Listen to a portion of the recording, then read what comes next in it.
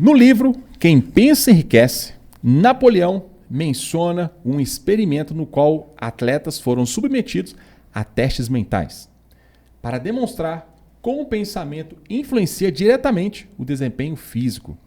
Ele descreve que os atletas eram instruídos a visualizar mentalmente a realização de seus movimentos.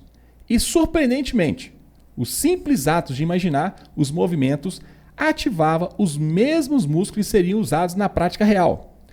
O nadador Michael Phelps, considerado um dos maiores do mundo, é um dos atletas que, durante toda a sua carreira profissional, usou as técnicas de visualização para alcançar as suas metas. Ele imaginava tanto o resultado quanto todos os contratempos, e a sua mente superava todos os obstáculos antes de acontecerem. Assim estavam sempre preparados para ganhar mais uma medalha. Será que é possível que a prática mental tenha efeitos reais no ganho de músculos? Para responder a essa pergunta, o nosso convidado de hoje é Alberto Delisola, o rei da memória. É isso aí, galera. Hoje o rei da memória vai falar. Será que é possível apenas com o seu pensamento você ativar os seus músculos? E naquela hora daquela repetição, será que é possível suportar a dor trabalhando com a sua mente? Nós iremos descobrir tudo nesse episódio de hoje. Bom, para falar um pouquinho aqui dos nossos patrocinadores, a WBF, a federação que mais investe nos atletas de Minas Gerais, oferece esse episódio. Inclusive, o nosso primeiro campeonato estreantes vai acontecer no dia 7 de junho, no Sesc Venda Nova. Se preparem, porque vai ser mais do que sensacional. Sem muitas delongas, deixa eu dar aqui uma boa noite para o meu convidado de honra, ele que é o rei da memória e vai responder todas as nossas dúvidas nessa noite. Seja muito bem-vindo, Alberto.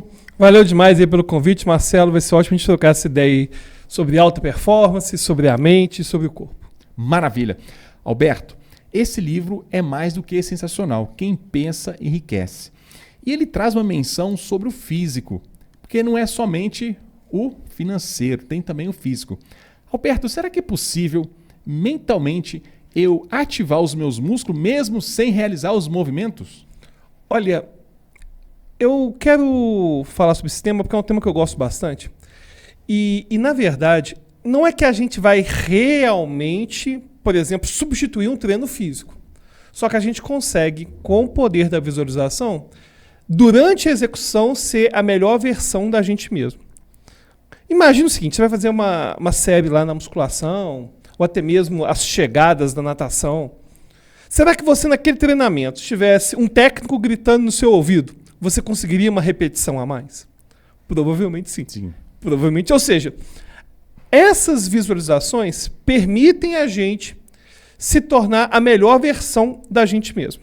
Isso acontece porque o cérebro tem uma habilidade que é a capacidade de prever o que vai acontecer. Bom, mas não estou falando de vidente, não. Na verdade é o seguinte.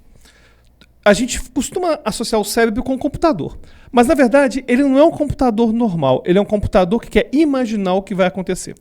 E ele reage de acordo com aquilo que ele imagina que vai acontecer. Então, por exemplo, vamos supor que você faz atividade física sempre no mesmo horário. Você costuma fazer no mesmo horário? Sim, sempre às 8 da manhã. Sempre às 8 da manhã. Aliás, de manhã costuma ser o horário mais recomendado para atividade física. É claro que o melhor horário é o horário que você consegue fazer. Certo? Eu faço natação às 10 da noite. O horário que eu tenho, eu faço às 10 da noite. Mas de manhã é bom porque a gente pega melhor os níveis de cortisol, adrenalina no dia a dia. Mas olha que interessante. 7h30 da manhã, o seu corpo já está disparando adrenalina e cortisol para a sua atividade física. Ou seja, o cérebro, pela rotina, ele já imagina que aquilo vai acontecer e já prepara seu corpo para aquilo que vai acontecer. E é exatamente isso que as visualizações fazem. Você consegue, por meio da visualização, preparar seu corpo para aquilo que vai acontecer e você ter o melhor desempenho. E é engraçado que essas práticas de visualização vão ter vários nomes de acordo com quem faz. Então você vai ter gente falando que é um processo imaginativo, tem gente que vai falar que é uma meditação guiada, tem gente que vai falar que é um treinamento mental fechado. O Ayrton Senna frequentemente é citado também, além do Michael Phelps, como alguém que visualizava o que ia acontecer. E o ponto é que nossa mente e nosso corpo estão totalmente conectados. Quando você pega, por exemplo, luta, eu já fiz algumas lutas, né? Eu já competi no taekwondo, a minha adolescência toda, o que me rendeu um punho que não funciona mais direito. Mas já lutei jiu-jitsu e tem uma coisa interessante, é como que as pessoas que estão de fora não imaginam ou como que a nossa mente frequentemente vai ser o maior desafio. A gente às vezes está numa posição ruim, numa luta, por exemplo, no jiu-jitsu tem muito disso, né? Algumas posições ruins, a sua mente vai sendo aniquilada. Não é uma questão puramente física. Inclusive, teve uma experiência interessante minha, que eu estava no Ouro Minas, dando um treinamento, e estava tendo lá dentro um evento amador de MMA. Então, tinha um pessoal lutando, um pessoal que a gente não conhecia e tal. Eu falei, vou assistir. E era impressionante que, principalmente por ser amador, no momento que eles subiam no ringue, você já sabia quem ia ganhar. Você já sabia quem ia perder. Caramba. Porque a questão mental do lutador amador, ela é bem mais reduzida em termos de habilidade do que um cara que está no UFC. O cara que está no UFC, ele está com a mente muito mais blindada. Então você via de cara, aquele cara que entrava e que tinha cara que ia perder e o cara que entrava que ia ganhar. Então, é por isso, não é à toa, que a gente está tendo cada vez mais inserção de psicólogos, terapeutas, hipnólogos, coaches, nesse campo de alta performance. Maravilha. Alberto, nós sabemos que os nossos atletas que estão nos ouvindo agora, a fase da preparação, principalmente os minutos que antecedem ali, podemos dizer minutos, horas, são momentos cruciais, porque ali passa uma cena uma cena da vida dele, podemos assim dizer, que ali é onde ele vai lembrar dos esforços, ali ele lembra das suas dificuldades. E dentro do backstage ali, que inclusive nós iremos mostrar para vocês aqui como vai acontecer o backstage da WBF no dia 7, vai ser maravilhoso. Daqui a pouquinho eu vou soltar um pouquinho mais, mas para não perder o raciocínio. Nós sabemos que ali é um momento crucial. E ali ele pode estar muito bem fisicamente, porém mentalmente ele não está tão legal. E ele pode botar tudo a perder em função da mente. O que você recomenda para esse atleta que está ali naquele momento crucial da carreira dele? Os esportes em geral têm um problema sério, e o fisiculturismo não vai ser diferente, de que você vai julgar 1 ano de preparação, 2 anos de preparação, em 10 minutos, em 20 minutos. E isso, para o psicológico do atleta, é muito desafiador. E tem um problema extra no fisiculturismo, que não é um esporte das elites econômicas. A musculação, inclusive, não sei se você vai lembrar, você tem uma idade parecida com a minha, provavelmente vai se lembrar. A musculação, ela era muito estigmatizada. Era estigmatizada como algo, vai atrapalhar o crescimento. Por exemplo, eu já lutava com 12 anos de idade. Eu com 12 anos, 14 anos, 15 anos, era proibido de eu fazer musculação. Hoje é recomendado o adolescente fazer. Era proibido, não, vai atrapalhar o crescimento. E na verdade, grande parte disso tem a ver com o preconceito em relação ao praticante da musculação, porque se você pegar o histórico do surgimento das academias dos Estados Unidos, que eram de garagem, na verdade eram pessoas de baixa renda. Não era um cara que tinha condição de estar jogando tênis, não era um cara que tinha condição de estar se preparando. Então, em relação ao esporte mais caro, é um esporte que é o cara e o equipamento, certo? Inclusive, tem muito cara aí que tem desempenho violento aí em campeonato que estava treinando com saco de cimento. Exatamente. Saco de cimento. Ou seja, é um esporte que vai ter muita gente frágil socioeconomicamente também. Mesmo quando você pega o fisiculturismo nos campeonatos, porque o cara começar a viver daquilo, no esporte em geral é difícil e no fisiculturismo isso acaba sendo um pouco mais desafiador. E aí, o que acontece? A mente do cara, por si só, já vai estar mais frágil. Ela vai estar mais frágil e ele vai o tempo todo disparar muita adrenalina e cortisol. que acontece? A gente tem o sistema nervoso simpático e parasimpático. O simpático dispara adrenalina, cortisol, sudorese, que a gente precisa para desempenhar a alta performance. Só que no fisiculturismo é uma coisa curiosa que é o seguinte. Por exemplo, se eu estou numa luta, é claro que eu quero adrenalina e cortisol. Sim. Na hora do meu desempenho. No fisiculturismo, na hora da pose, ele não precisa ter isso. Ele não pode ter isso. Porque se ele tem isso em excesso, ele vai ter dificuldade de fazer a performance que ele precisa. Porque, ao contrário, por exemplo, de uma performance do jiu-jitsu, por exemplo, no ponto máximo da performance do cara do fisiculturismo, ele não está mais naquele estado de puxar peso. Ele tem que estar no estado de serenidade. Isso é uma coisa muito diferente do fisiculturismo. Porque se você pegar os outros esportes, o cara tem que estar pilhado. Até mesmo... É claro, tem que ter um controle, senão o cara perde o controle nisso, mas é um dos poucos esportes que o trabalho é todo antes. Ou seja, o trabalho físico extenuante, ele não é durante a avaliação. Porque todo esporte é diferente. Você vai pegar, na hora. Você vai pegar, é curioso isso, por exemplo, você vai pegar futebol. Pô, o cara vai ser avaliado na hora. Você vai pegar tênis, o cara é avaliado na hora. Fisiculturismo Na não. alta performance, né? Na alta performance. Fisiculturismo não. O cara não tá pegando nada no leg press naquele momento, não tá pegando nada no supino. Ele não. Ele tem que ter a serenidade de conseguir fazer as melhores poses, ele tem que ter uma serenidade de conseguir ter uma boa performance lá na frente. E na verdade, eu inclusive já vi muito, principalmente em campeonato de estreante, é comum às vezes o cara que está com o físico melhor não ganhar, porque ele não sabe fazer poses. Às vezes o cara nem sabe fazer as poses direito e tal. Então, em geral, é interessante utilizar exercícios que vão acalmar a mente antes dessa preparação propriamente dita. Esses exercícios eles podem ser feitos tanto antes da performance quanto durante a performance. Então, por exemplo, exercícios de visualização geralmente são feitos antes para o cara ter um melhor desempenho lá na hora da performance. Então, por exemplo, o cara ensaiar mentalmente.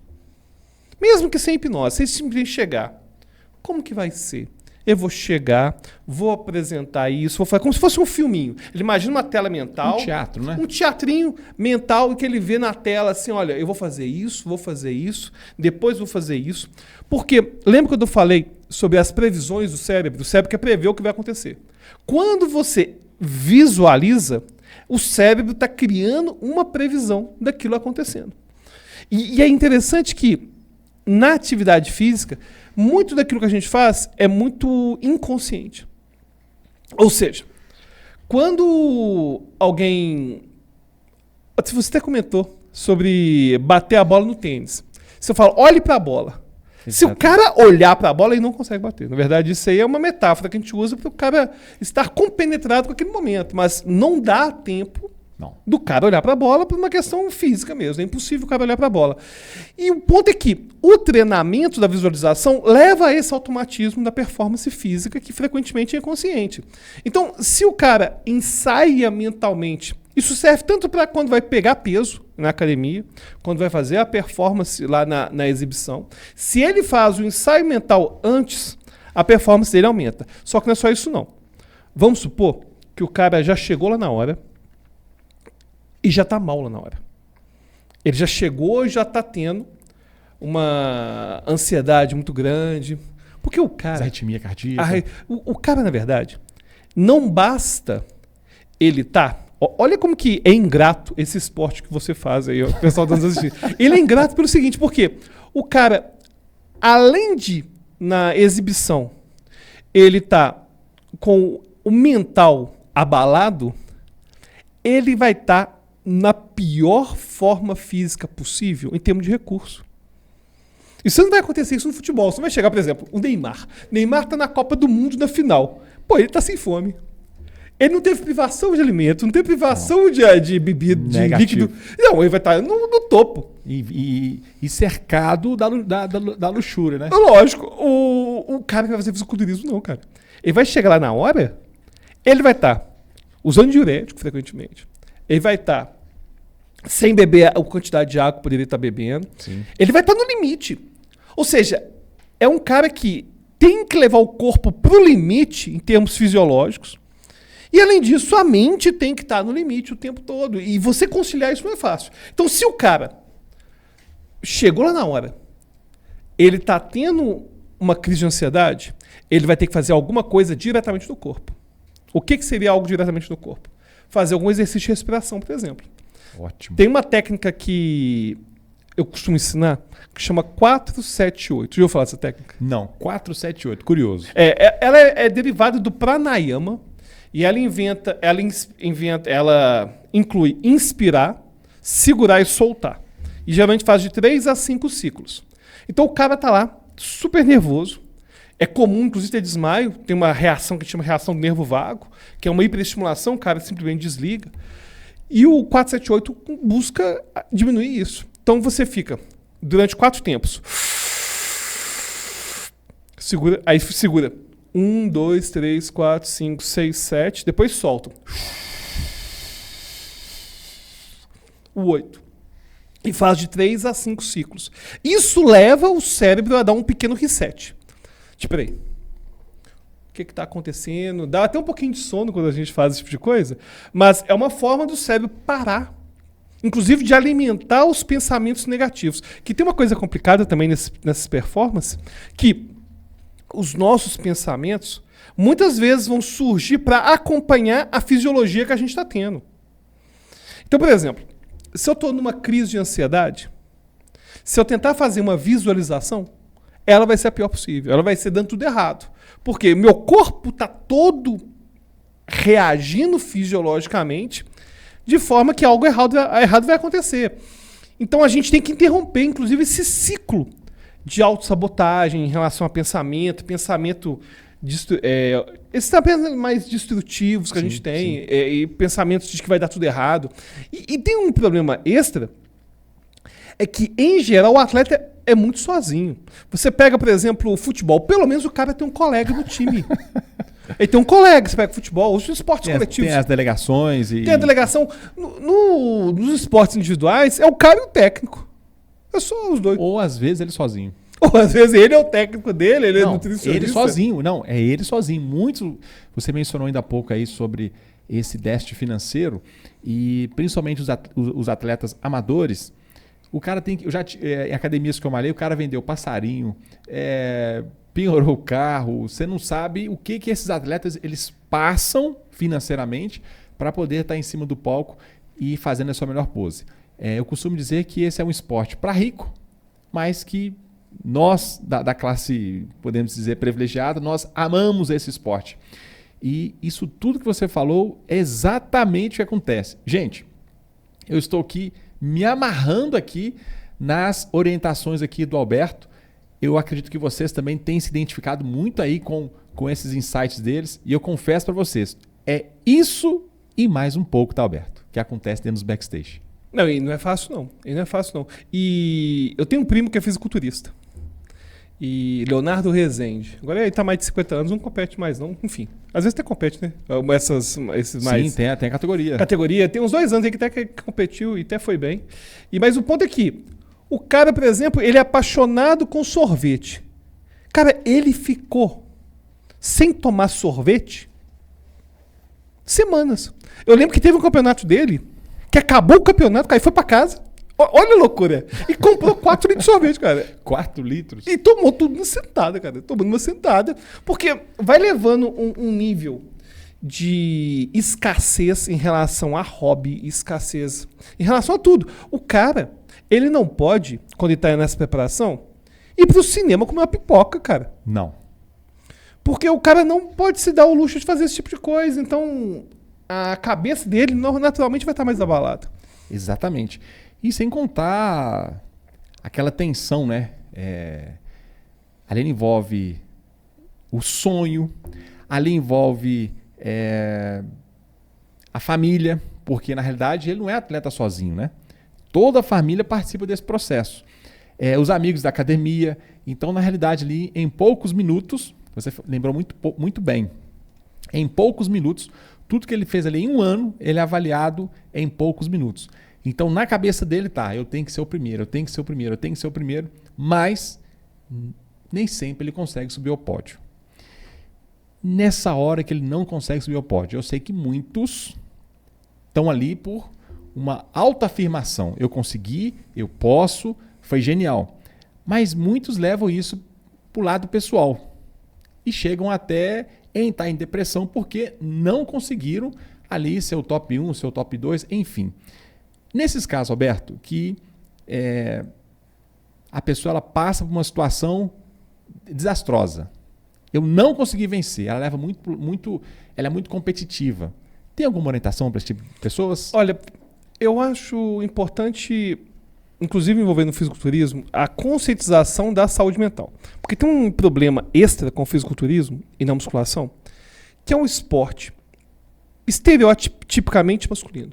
Claro, a gente tem homem e mulher fazendo, mas tem muito daquilo de, eu sou homem, eu sou forte, vou fazer e tal, não preciso de ninguém. E já existe um certo preconceito em relação à saúde mental. Do que o homem de verdade é o homem que não pede ajuda. Tanto que, até mesmo pedir ajuda na hora de pegar o peso, o cara vai pedir, cara, na última possibilidade. Porque na hora que a barra de supino tá caindo. O cara tá quase sendo estrangulado e acaba pedindo ajuda lá.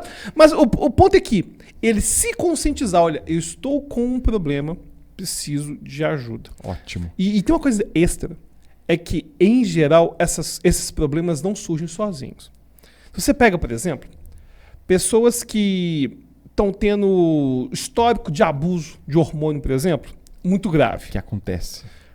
Muitas vezes são pessoas que estão com violência doméstica em casa, sofreram violência doméstica na infância, era espancado pela família, às vezes está tendo escassez em relação à alimentação.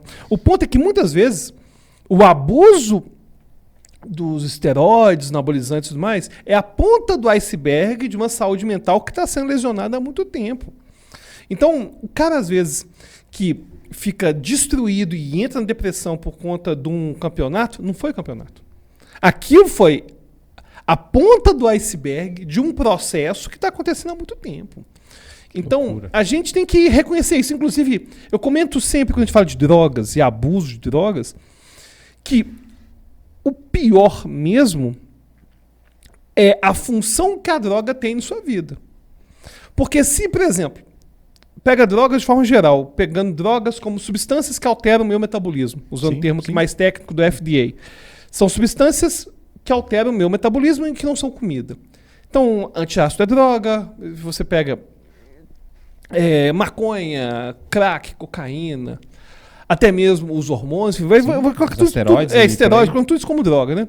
Se você pegar a função que isso tem na vida do cara, por exemplo, tem cara que está competindo que a única coisa que resta da vida dele é aquilo. Caramba, essa foi profunda, hein? É a única coisa. Então, um cara que às vezes ele já não tem mais contato com os filhos, já abandona os filhos, já não tem contato com o filho, com a filha, já não tem mais contato direito com a esposa, está só naquela posição de provedor do lar, mas não dá o apoio e o suporte emocional necessário. Ele não está realizado no trabalho, ele odeia o trabalho dele, é humilhado pelo chefe o tempo todo. Pô, tem a chance dele ser campeão mineiro no campeonato. Caramba! É o momento que esse cara tem para se sentir relevante. E isso acontece de alguma forma muito parecida com jogos online. Você pega esses jogos, não sei se você chegou a jogar antigamente, tipo Tibia, jogos que você tem, chama MMORPG. É um jogo que você tem um personagem que vai ter nível 1, nível 2, nível 3, tem toda uma comunidade. Hoje o mais famoso é o World of Warcraft, que são esses jogos assim que você tem uma comunidade. O cara fica jogando às vezes 12 horas por dia, 13 horas por dia, porque lá ele é um rei importante, ele é um mago relevante e que tem um monte de amigos e tal, fora daquele ambiente não tem nada. Então, é importante essas pessoas resgatarem essas raízes para além do esporte. Ele não tem que fazer só terapia para aguentar e melhorar a performance. Não, muitas vezes para poder reestruturar uma vida que está dilacerada por questões que envolvem outras pessoas, envolvem os sonhos dele. E você tocou num ponto assim muito interessante, que é ele não pedir ajuda. Cara, não pede. Não pede. O homem pedir ajuda é algo difícil.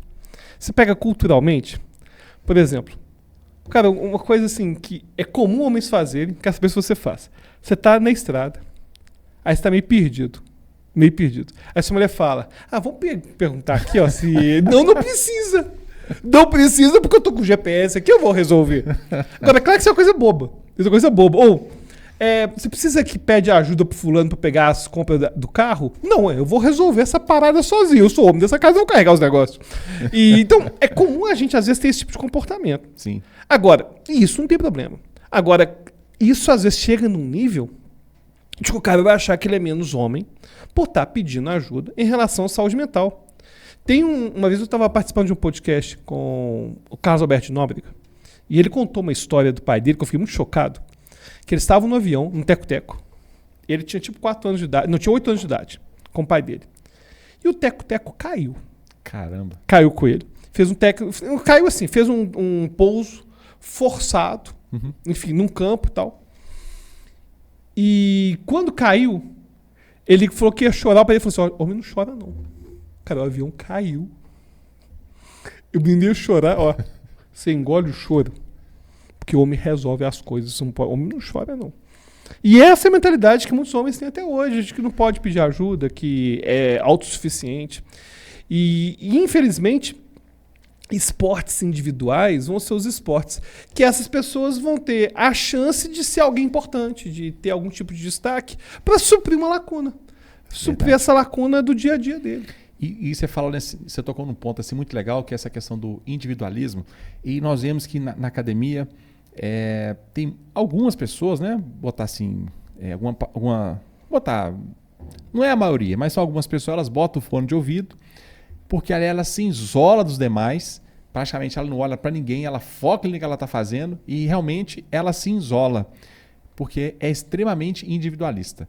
Fala, é meu corpo, eu tenho que fazer meu exercício, eu tenho que fazer minha série, mas isso tem um ponto saudável, né, Alberto? Passou desse ponto que é saudável, igual você falou, a questão de estar na estrada, a questão de subir com as compras, carregar alguma atividade, isso é algo do homem saudável.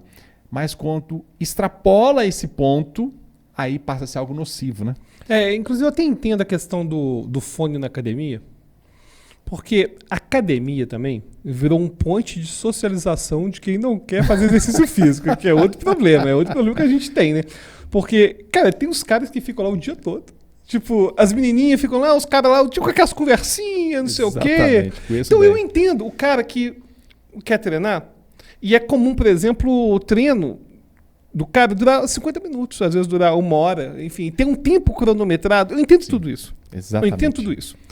Só que isso não justifica o isolamento que às vezes ele vai ter com aquela comunidade depois. E agora, pelo menos na musculação, é um esporte que existe uma certa admiração.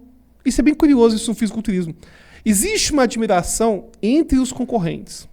E isso eu acho bem curioso, porque eu nunca participei, mas enfim, pelo meu primo já ter feito, e eu vi alguns campeonatos, ter conversado com alguns atletas no aspecto.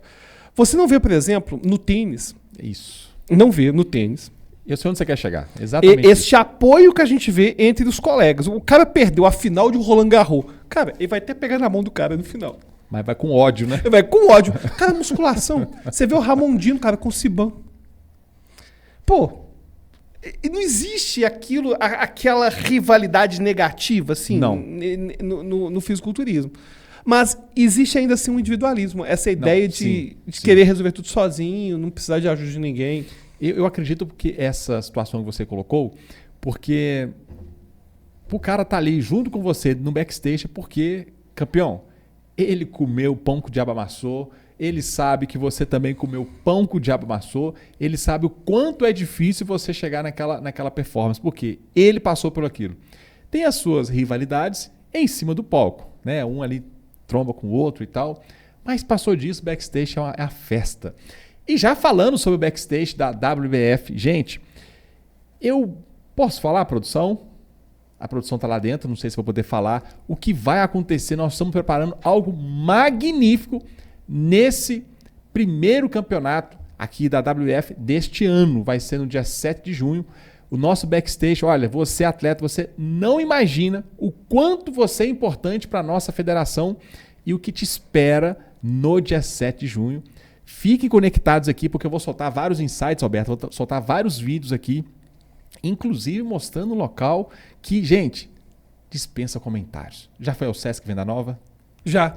É lindo demais. E é um lugar assim, com muitas árvores, é um lugar que inspira a pessoa a meditação, inspira a tranquilidade, o contato com a natureza. É exatamente o que o Alberto falou ainda há pouco. Você está ali pilhado, chega naquele adrenalina lá em cima e você precisa entrar num local zen, calmo, sereno. E o Sesc é isso tudo. Que maravilha, hein? Nossa, o Sesc é fantástico. E nosso campeonato vai acontecer lá, Alberto, ao lado de uma lagoa cheia de peixes, patos, cactos. Então, ou seja, vai ser um negócio mais do que surpreendente. Aguardem.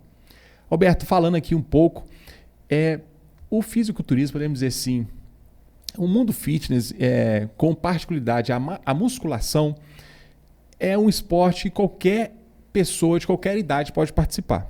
Ou seja, não é igual ao futebol, que o atleta ele tem ali até os seus 35 anos de vida útil. O atletismo, podemos assim dizer, a questão da corrida, que o atleta tem uma vida útil mais reduzida. A própria natação, damos a introdução aqui falando sobre o Michael Phelps, mas a musculação é diferente. Uhum. A pessoa ela pode entrar em qualquer idade e principalmente até participar de campeonatos. Ou seja, você está aí com seus 40, 45, 50 anos. Marcelo, será que dá tempo para mim entrar nesse campeonato? Eu falo, sim. E eu vou fazer a pergunta aqui para o nosso convidado. Olha, eu até acho que em qualquer idade você consegue fazer os esportes. Por exemplo, eu faço natação. O problema é eu querer competir em alguma coisa. Eu não consigo competir nada se eu não tive um histórico de competição de natação. E tem um negócio interessante envolvendo envelhecimento. A gente tem duas perdas grandes com o envelhecimento. Uma delas tem a ver com velocidade de resposta. Sim. A nossa velocidade de resposta com o passar do tempo vai diminuindo. Inclusive, eu percebi que eu estou começando a bater palma igual velho. Já viu o velho batendo palma em aniversário? Depois você repara. Eles têm dificuldade de bater a palma, eles não batem da mesma sincronizado. Forma. Eles têm dificuldade de bater sincronizado, com o ritmo, por conta de envelhecimento, tem uma perda de velocidade. Isso acontece aí com todo mundo, está acontecendo comigo, com você, com todo mundo. Agora, quando você pega a musculação e em especial o fisiculturismo, fazer com uma idade mais avançada tem muitas vantagens. Inclusive está viralizando muito. Alguns mulheres e homens que entraram no fisiculturismo, agora estão com 60 e poucos anos de idade, e começaram com 50 e poucos. E era sedentário, aí tem aquelas fotos de antes e depois, né, que era obeso mórbido e agora virou atleta. E esses caras têm a vantagem.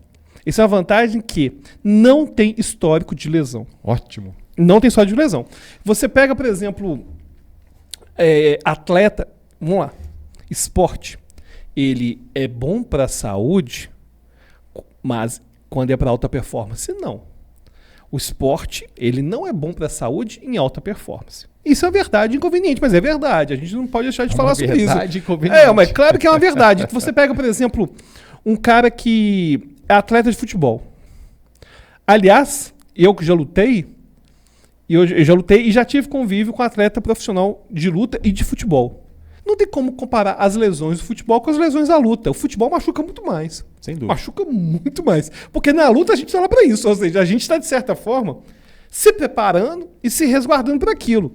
O Neymar não está preparado para tomar um carrinho, certo? Não é um lugar para tomar um carrinho. E aí o que acontece? Quando você pega atletas que eram realmente de alto nível, que começaram com seus 14, 12 anos de idade, quando chega com 30 anos de idade, 30 e poucos anos de idade, eles já estão com um histórico de lesão gigantesco. Sim. Agora, quando você pega um cara que vai fazer musculação sendo mais velho, ele não tem esse histórico. Porque se você pegar o cara da alta performance, que tinha 12, 13 anos, começou na musculação, entrou no fisiculturismo, ele vai ter histórico de lesão também, cara. Não é o histórico igual do futebol, não vai ter um histórico. Então, Sim. você pega essas pessoas mais velhas que estão começando na musculação, no fisiculturismo, eles conseguem ter a melhor versão deles. E eu te falo, tem um corpo que eles não tiveram mais jovens. E é muito motivador a gente perceber que talvez tem pessoas mais velhas fazendo isso. Vou te dar um exemplo do meu pai. Meu pai era sedentário. Hoje, ele está com corpo de atleta, está com 10% de gordura. Ele faz 10% de gordura. Caramba. Ele faz 9 minutos de prancha, cara. Eu não consigo. De jeito nenhum. Aí ele fica lá com aquele tríceps travado. 9 minutos. E agora, claro, não tem histórico de lesão. Então ele consegue. Eu tenho muito mais lesão que meu pai. Por já ter participado de campeonato de luta, meu punho não vai para trás mais, eu tenho problema no joelho. Meu pai não tem problema nenhum, porque ele não participava de competição quando era mais jovem. Então, hoje, está tendo uma popularização da musculação. E se você está querendo fazer, recomendo que faça. Então, inclusive, muita gente não sabe, mas eu emagreci 20 quilos nos últimos 2 anos. Caramba. Tem gente que fala assim, não, mas tá gordo ainda. Cara, é um processo, né? Então, e é interessante que o que transformou o meu corpo, a minha vida, foi conseguir incluir o esporte no meu dia a dia. E aí a única dica que eu quero dar pessoal em relação ao esporte é que busque um esporte que você consegue se identificar bem, que você consegue se ver fazendo, né, a médio e longo prazo. E a musculação é uma excelente opção, porque é barato. Eu às vezes tenho até a impressão que essas academias são lavagem de dinheiro. Não tem como, cara. Porque quando eu comecei a fazer esporte... A conta não fecha, né? Porque o que acontecia? Era R$300 uma mensalidade. Se você pegasse proporcional hoje, seria R$300 uma mensalidade, 350. Ou mais. Uma mensalidade de uma academia que você pode fazer tudo.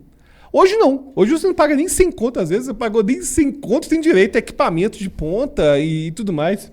Claro, eu fico falando que é lavagem de dinheiro. Claro que é uma brincadeira, porque a maior parte das pessoas estão pagando e não estão indo. Mas Exatamente. é extremamente acessível. Então as pessoas têm que aproveitar que a gente está vivendo uma época que dá para poder começar a qualquer momento. Maravilha. Alberto, agora voltando a falar um pouquinho mais sobre a mente, principalmente esse atleta que vai participar de um campeonato.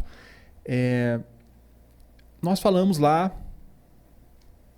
que antecede lá o campeonato, né? A avaliação dele e tal. Mas e nesse percurso? Porque ainda nós temos praticamente quase que, se eu não me engano, mais 79 dias até acontecer o nosso primeiro campeonato. Mas nesses próximos meses pela frente, o que ele tem que trabalhar mentalmente? Como é que ele tem que preparar o cérebro? O que ele tem que deixar ali? O que ele já tem que ir já trabalhando?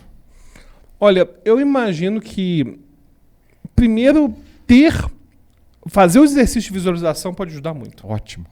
E um exercício de visualização tanto para a execução do exercício, propriamente dito, quanto da própria performance no dia. Inclusive, você falou do Sesc, né? Que vai ter o campeonato de vocês no Sesc. Visitar o Sesc antes faz diferença. Que legal. Visitar antes faz diferença. Se o cara tiver a possibilidade, e olha, é um lugar legal para poder ir, então vira um passeio com a família. Mas se você chega, quanto menos novidades eu tiver no dia da exibição, melhor para o meu cérebro. Porque o cérebro quer prever o que vai acontecer. Então, só de você dar uma olhada, ó, vai ser aqui que a gente vai fazer o palco. Ah, aqui que a gente vai descansar. Aqui que a gente vai comer. Isso vai fazer diferença. Pode parecer que é pouca coisa, mas não é. Porque é o nosso cérebro gerando o que a gente chama de familiaridade. Então, esse exercício ajuda. Você visualizar fazendo tudo aquilo da melhor forma possível. Você, durante a execução, tá fazendo esses exercícios de respiração, exercícios que envolvem uma boa performance. Tudo isso vai favorecer e muito aí no seu desempenho. Ô, Alberto, estávamos aqui falando sobre essa preparação, né, que antecede aí o dia do campeonato. Você falou um pouquinho que quanto mais ele conseguir visualizar, quanto mais ele conseguir sintonizar o dia do evento, ele está indo no dia, de repente está indo fazer um passeio de família. O Sesc, igual eu falei ainda há pouco, dispensa comentários, é um local para levar a família. Mas e na academia? A gente sabe que a academia hoje virou um lugar de tirar fotos, né? Cara, isso é uma coisa impressionante. Hoje a gente tem que ficar constrangido de não estar atrapalhando a gravação do vídeo de alguém, cara. Não, assim, é impressionante, impressionante. E esse período que antecede, como que ele tem que se preparar mentalmente? A gente sabe que ele tem que ir visitar no dia, ter exercícios, mas a mente, ela pode destruir o físico, também como ela pode, de repente, estar com o físico ruim, mas através da mente ele pode construir um físico, né? Com certeza. E agora tem um detalhe extra. Eu já falei da questão da visualização, da familiaridade, exercício de respiração. Um negócio que eu não falei ainda e que eu acho essencial nessa preparação é o que a gente chama de ambiência. Ambiência envolve não só o local que você treina, não só o local que você vai, mas as pessoas que você convive. Você selecionar as pessoas com as quais você convive durante a preparação é essencial. Porque frequentemente vai ter gente da família que é contra. Inclusive porque a atleta frequentemente vai ter um gasto que nunca vai ser recuperado. Principalmente de fisiculturismo, cara. Tem muita gente que está gastando. Esses dias eu estava vendo um cara falando quanto que ele gasta por mês para manter o físico dele gigante. É tipo isso aí. É tipo 20 mil por mês, cara. 25 mil por mês. E às vezes o cara não tá tendo esse retorno com patrocínio para poder, enfim. E tem muita gente ao redor desses atletas que estão atrapalhando muito mais do que ajudando. Tem um fenômeno, uma frase que eu gosto de comentar, que é a seguinte: o ambiente é a força invisível que muda nosso comportamento. Você pode ver. É você começar a conviver com uma pessoa que está preocupada, por exemplo, com a alimentação, que essa pessoa vai contaminando positivamente as pessoas ao redor dela em relação à alimentação. Isso é fato. Em relação à atividade física. E na preparação de um campeonato desses, essa convivência, ela é muito importante também. É você estar convivendo com pessoas que estão sintonizadas com você. Se você vai fazer um treinamento, fazer um treinamento com pessoas que talvez estejam com esse mesmo objetivo, ainda que cada um na sua individualidade, ainda que cada um no seu treino, mas você evitar o contágio negativo por meio do ambiente, por meio das pessoas, porque isso aí, cara, mina qualquer um. Qualquer um. Porque o cara que tá lá, ele tá contra tudo e contra todos. E se as pessoas ao redor apenas não ajudassem, já tava bom. Mas não, na verdade, elas estão ao redor atrapalhando. Então, além dessa questão de buscar visualização, buscar um relaxamento, fazer, às vezes, psicoterapia, além disso tudo, buscar as pessoas que vão estar ao seu redor, eu acho relevante. Inclusive, algo que você até comentou nos bastidores, eu acho tão chique quando fala de bastidores, mas é sobre o coach, por exemplo. A questão dos coaches, e é um termo que acabou se banalizando e tal, sim, em relação ao que era inicialmente um coach, mas eles frequentemente vão falar uma coisa que eu concordo, que é: tenha cuidado com as pessoas que você convive. Porque isso pode ser determinante para se você vai ter sucesso ou fracasso na sua jornada. Roberto, isso que você está falando, isso vem a calhar com a minha história. Eu ia participar do primeiro campeonato, foi no ano passado. Eu aceitei um desafio e fisicamente eu estava bem. Na verdade, assim, eu estava... Depois a produção vai colocar as fotos aí para vocês. Eu acho que eu cheguei assim, nos melhores shapes da minha vida. Eu estava bem, eu estava com 6% de percentual de gordura, estava em 6%, ou seja, faltando 15 dias para o campeonato, ou seja, ia baixar mais ainda o percentual de gordura. Eu estava bem denso, mas teve um sujeito que estava do meu lado que ficava sempre falando: você não vai conseguir, seu shape é de linguiça, você é um linguição, não vai dar certo, as suas asas não abrem, e não sei o que, e não sei o que, não sei o que, não sei o que, até que eu machuquei e eu deixei isso subir para minha mente, você acredita? Não, mas contamina mesmo, contamina mesmo. E existe uma coisa que me incomoda muito, que é o amigo que... Depois repara, a gente tem amigos, se você pegar tudo aquilo que ele disse em relação a você, nunca é para te edificar, é sempre para te diminuir. Então você comenta assim: hoje eu consegui fazer, sei lá, pegar tanto lá no supino. Mas isso aí qualquer um pega, ué. Ou então você fala: agora eu consegui eu consegui correr, sei lá, 5 km lá na Pampulha. Mas 5 km é aquecimento, não serve para nada isso não. É pessoas que você conversa. Que se você pegar, inclusive tem um conhecido nosso que é desse jeito, foi assim, pega todas as histórias, porque a gente tem um grupo lá de um monte de gente, né?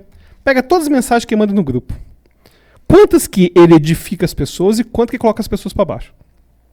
E sempre daquele jeito de brincadeirinha, que é o passivo-agressivo, sabe? Eu acho que é a maior agressividade ainda, por ser assim na brincadeirinha. Se você apela, não, tá brincando. Exatamente. Não, e o ponto é que esse tipo de brincadeira não se faz. Entendeu? Verdade. E falando muito bem, o poder da mente, ou ele vai te ajudar a levantar, ou te ajudar a jogar tudo por água abaixo, aquilo que você tanto esperou e tanto lutou, né?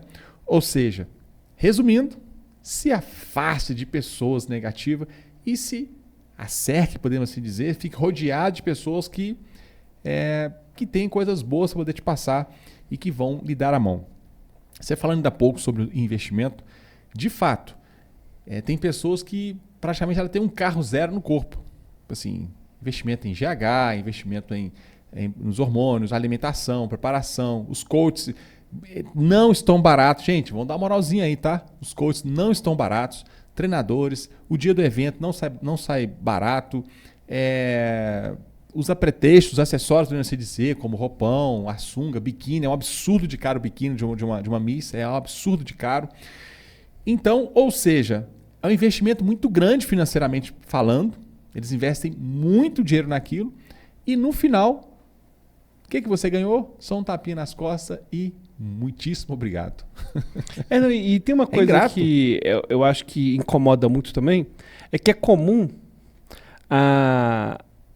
as federações, as organizações não entenderem que o atleta é o maior ativo deles. Ótimo. Eles não entendem isso. Na verdade, coloca de uma situação de que você está pegando boi de estar aqui com a gente. E isso é muito negativo para o esporte. Alberto, você falou num ponto, isso aqui, vou até fazer um corte. Puxa aqui, produção. Isso, ótimo. Você falou num ponto aqui essencial. Por quê? Muitas das federações, tanto essa aqui que está patrocinando, a WBF, quanto em outras federações também, aponta menos, que eles dão menos atenção são os atletas.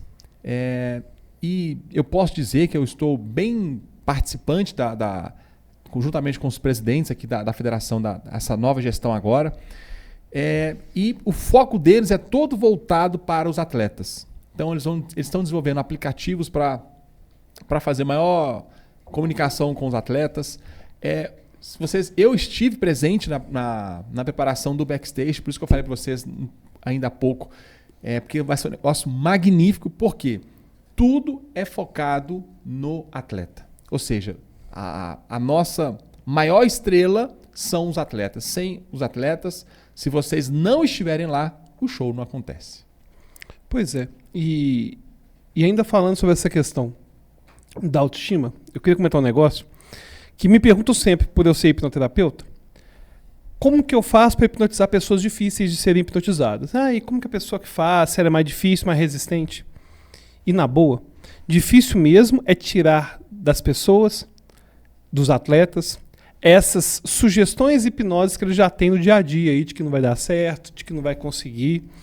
Então, a gente tem que resguardar a nossa mente em relação às sugestões e às ideias e às pessoas que a gente está convivendo, para a gente ficar com a mente um pouco mais tranquila e capaz de realizar o trabalho da melhor forma possível. Alberto, lá no dia da preparação, o atleta chegou lá, suponhamos que você vá lá fazer aí um atendimento para esse nosso atleta. Ele chegou lá todo eufórico, o trânsito, agitação do lado de fora. Obviamente, lá dentro a gente vai tentar transmitir o máximo de tranquilidade, conforto, música mais baixa, enfim.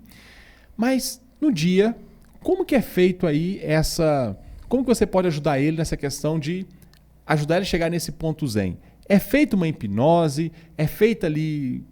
Como é que é? Você consegue... Eu fico com muita vontade de falar desse tempo, porque inclusive eu tenho alunos que trabalham no UFC, não com o UFC, mas com atletas que vão no UFC, como o Alan Magalhães, por exemplo, que é um aluno meu que trabalha com vários atletas de futebol, MMA. E o que acontece é o seguinte, não é comum ter atendimento emergencial. Então, por exemplo, eu chegar lá, Alberto, Zequinha, que você nem conhece, nem atende, e está tendo uma crise, você vai ajudá-lo. Geralmente, no campeonato, ele vai ter um coach, um preparador, um hipnoterapeuta, que é o preparador dele. Tá. E lá na hora vai conseguir resgatar recursos para ele, que são personalizados para ele, para resolver aquele problema. Então, por exemplo, se o Zequinha está tendo um problema lá de tá triste ou tá deprimido, eu já vou estar conectado com qual problema é esse. Quais são as sugestões que podem aliviar esse problema, que tipo de desabafo que ele tem que fazer. Então, não é comum um atendimento emergencial, porque não vai ter um hipnoterapeuta da federação, por exemplo. Geralmente a gente vai ter um terapeuta que é o terapeuta do atleta. E esse terapeuta, ou coach, enfim, o nome aqui não vai importar tanto, que vai poder, baseado no histórico de vida dele, que ele já sabe qual que é o telhado de vida do cara, os gatilhos, o que realmente fez aquilo acontecer.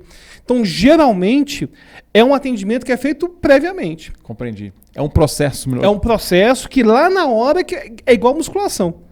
Ou seja, a preparação mental, ela vai ter um desempenho de meses para poder, lá no dia, fazer a melhor performance mental possível. Por isso que podemos dizer que seria um exercício da mente, ou seja, assim como ele faz exercício para os músculos, também é um exercício da mente, ou seja, ele vai ter que exercitar a sua mente até no dia? Sem dúvida. Inclusive, eu te digo que a musculação, por si só, ainda mais no fisiculturismo, já está exercitando a mente o tempo todo. Verdade. O cara está exercitando a mente o tempo todo. Porque o cara está levando o corpo para o limite o tempo todo, e quando o corpo está no limite, é a mente que está segurando a onda dessa questão toda. Agora, para o cara que quer estar em alta performance, tem também essa preparação e essa preocupação em relação à própria mente, sim. E é um exercício mental, é igual o atleta trabalhando com seus músculos, está trabalhando com o seu cérebro para ele ter um melhor desempenho possível. Ótimo. Bom, fugindo agora um pouquinho do assunto dos nossos atletas, agora, curiosidades minhas. No meu caso, por exemplo, como que você faria para poder me hipnotizar? Tipo assim, te confesso que eu sou céptico. Eu não acredito nisso. E olha que eu estou diante aqui de podemos dizer assim, de uns maiores hipnoterapeutas aqui podemos dizer do Brasil, podemos dizer assim, autor de vários livros, best-sellers, né, Alberto? Daqui a pouco ele vai contar um pouquinho dos best-sellers. Mas eu sou um pouco cético, eu não acredito. Nesses casos, funciona? Bom, o primeiro ponto a gente tem que entender que a hipnose, para a gente acreditar nela, a gente tem que estar mais preocupado com os achados científicos do tema. Por exemplo, tem gente que não acredita que o homem foi na Lua. Eu não tenho que ter ido na Lua para poder acreditar que o homem foi na Lua. Existem os achados científicos, enfim, os experimentos que a gente tem que comprovam isso. Desde as pedras que a gente já trouxe e tudo mais. E com a hipnose é a mesma coisa. Ou seja, a gente já tem bastante achado científico de que a hipnose funciona. Principalmente em relação a controle de dor, que é o que mais tem documentado é controle de dor. A gente tem evidência de que 75% das pessoas conseguem controlar, em algum nível, a dor com a hipnose. Agora, sobre funcionar ou não com você, o que acontece existe um gradiente de resposta. Então, da mesma forma que vão ter pessoas que vão responder muito pouco, vão ter pessoas que vão responder muito bem a hipnose propriamente dita. Agora, a sua experiência pode ter certeza que a gente pode combinar um dia de fazer aqui um vídeo de você sendo hipnotizado para a gente poder... para você descobrir as novas possibilidades da sua mente e da sua performance. Será, galera? Coloca aqui nos comentários se o seu apresentador um dia ele vai ser hipnotizado aqui pelo Alberto. Será que isso vai dar certo? Será que isso vai prestar, gente? Coloca nos comentários aqui o que vocês acham, se realmente isso vai prestar. Bom, eu vou continuar sendo cético, mas eu acredito que, igual o Alberto falou, eu posso mudar a minha opinião, mas vamos deixar para vocês decidirem isso aí. Coloca nos comentários de vocês aí. Alberto, falando sobre a hipnose, o que a gente vê muito ilusionismo, né?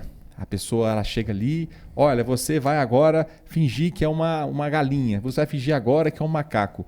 Isso é ilusionismo Ou realmente o hipnoterapeuta ele consegue, de fato, levar a mente a um estado de controle total? Sim e não. O que acontece é o seguinte. O primeiro ponto que a gente tem que entender é que quando a gente tem um trabalho da hipnoterapia, ele é muito diferente da chamada hipnose de palco. Aqueles fenômenos que a gente vê na hipnose de palco, da pessoa falar uma língua alienígena, ou ela ver o Michael Jackson, comer cebola, são fenômenos reais, são fenômenos dissociativos do cérebro, realmente acontece. Só que são fenômenos que acontecem só com 15% da população. É por isso que quando você vai num show desses, e eu adoro esses shows, vai ter uma seleção prévia, ou seja, vai ter 400 pessoas, e vai fazer um teste com essas 400 pessoas, para ver as 400 pessoas que estão mais preparadas para isso. E esses testes não são mostrados na TV. São pessoas que têm uma habilidade de dissociação do cérebro diferenciada. E isso não tem a ver com o fato da pessoa ser mais inteligente, ser menos inteligente, mas não. É uma propriedade do cérebro. Inclusive, eu já hipnotizei pessoas que, inclusive, são céticas. Tem um amigo meu chamado Pirula, que é um divulgador científico, que tem mais de 1 milhão de seguidores, ele é cético, ele é paleontólogo. E ele bebeu água achando que era cachaça, enfim, teve essas experiências todas. Agora, o ponto é que só 15% da população tem esse tipo de experiência. No trabalho da hipnoterapia, a gente não trabalha com esse tipo de fenômeno. A gente trabalha com sugestões emocionais. Sugestões, por exemplo, de agora você vai sentir confiança, agora você vai sentir como aquele dia que você estava triste. Funciona com todo mundo. Então, quando, por exemplo, eu vou te hipnotizar, a gente não tem como ter certeza se essas sugestões de hipnose de palco vão funcionar.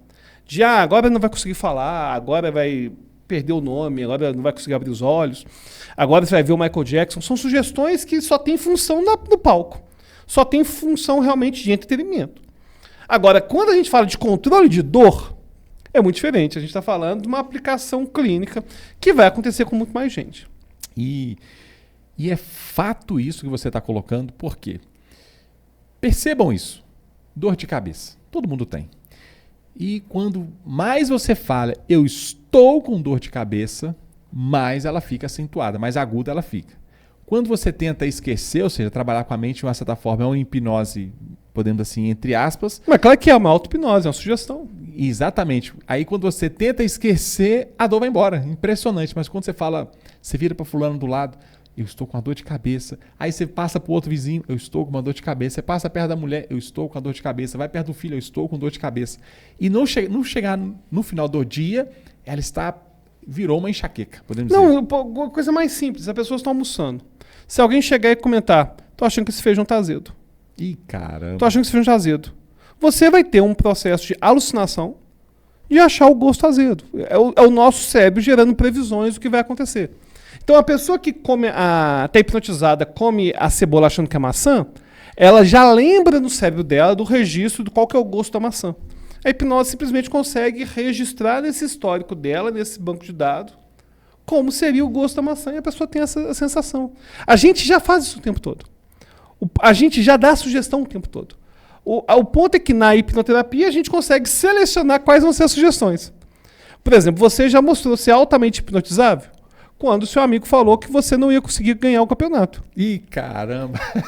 Agora, tem a chance de você começar a seguir sugestões que são melhores e mais edificantes do que essa. Gente, Alberto está começando a querer entrar na minha mente, mas eu vou blindar minha mente aqui para ele não entrar na minha mente. Mas, enquanto ele falou, realmente eu segui as sugestões dos amigos que eu não deveria ter ouvido, né, Alberto? Pois é. Show demais. Alberto, nosso tempo já está terminando. Eu aprendi demais, realmente assim, fiquei aqui ligadinho aqui em tudo que você falou. Esse vídeo deve ser visto mais de uma vez para você tentar entender todo o conteúdo. Eu acho que uma vez só vai ser pouco, porque realmente foi mais do que sensacional. Você tem mais alguma coisa que você poderia deixar para esse nosso atleta, falando aqui por essa câmera? Acho que eu considero mais importante é cuidado com as pessoas que você convive.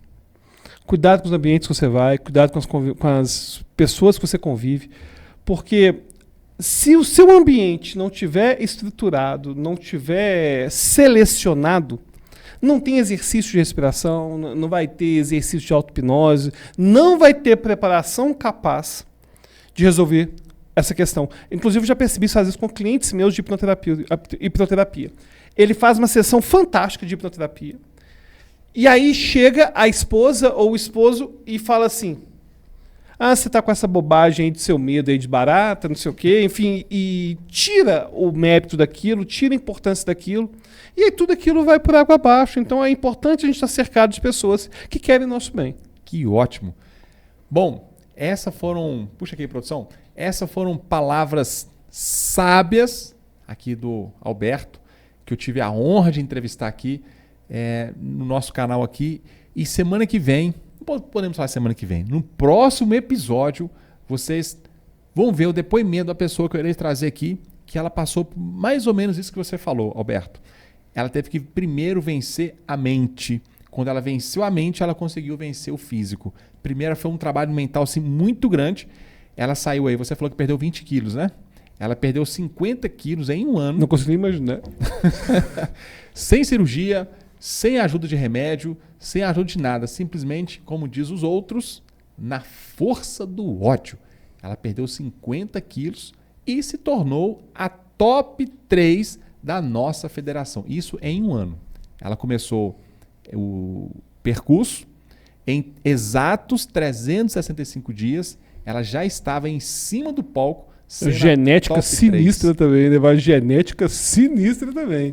E eu vou colher o depoimento dela. Ela passou por umas situações mentais mais dolorosas, entrou em fase de depressão, mas ela conseguiu vencer isso tudo, deu a volta por cima, trabalhou com a mente e o físico respondeu assim, de bate pronto, para mostrar que a mente, o quão grande é o poder da mente, e muitas vezes nós temos negligenciado a força forte que você tem em si, né? A força interna, né? Então, assim, a gente negligencia aquela força que você tem. Ela está dentro de você. Sabe uma coisa, inclusive, para a gente poder encerrar envolvendo isso, que eu acho interessante? É como a gente não entende o poder da palavra. A pessoa fala assim, que na verdade eu sou gordo é desse jeito mesmo. Que na verdade eu sou preguiçoso, que na verdade eu odeio exercício físico. A gente está se dando sugestões o tempo todo para não dar certo. E vai ser ótimo ter essa pessoa aqui. Eu vou querer assistir, hein, para poder ver a história dela. Maravilha. Eu quero agradecer a todos vocês que participaram conosco. Aguardem um próximo episódio que vai estar mais do que sensacional. Vai ser um atrás do outro até o dia 7 de junho, aonde vai acontecer o nosso primeiro evento. E eu dispensa comentários. Vai ser magnífico. E eu vou estar lá, vou registrar do primeiro dia ao último. Vai começar na sexta e vai terminar no domingo, se não me der. Então eu quero estar lá em todos os dias e vou trazer aqui nesse canal, mostrando para todos vocês quão magnífico vai ser esse nosso primeiro evento. Alberto, muitíssimo obrigado pela sua presença e eu quero estender esse convite que você volte outras vezes, porque hoje foi muito legal, vai surgir muitas dúvidas e eu tenho certeza que a galera vai pedir mais do Alberto aqui no canal. Valeu demais pela oportunidade e valeu demais pela sua audiência. Quem quiser me seguir pode ir lá no Alberto Delísola, no Instagram, no YouTube e a gente se vê lá. Maravilha. Um abraço a todos vocês e até a próxima.